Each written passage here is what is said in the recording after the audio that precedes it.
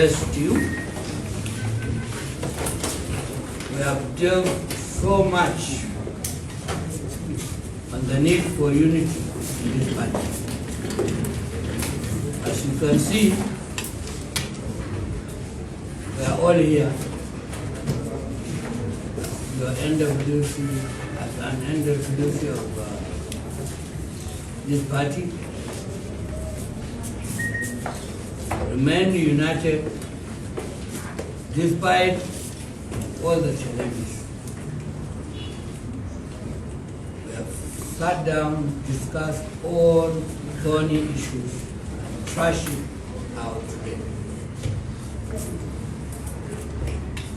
Agreed that we have already, as proposed by the last NEC, that the NEC meeting scheduled for 23rd, 24th and 25th will still hold.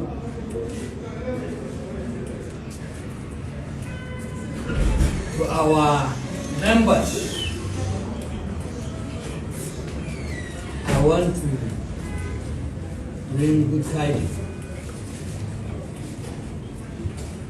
that your party is very, very intact. To APC, I want to send a message that you will continue to harass, and buy our members. But the 2027 election is between Nigerians and you. So it's better to start fighting and correct your ways. Hunger, insecurity, arbitrary extortion of Nigerians is more than overwhelming. So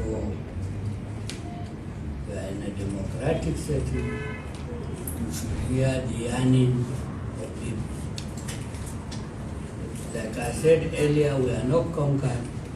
We are law-abiding citizens. We deserve to be heard.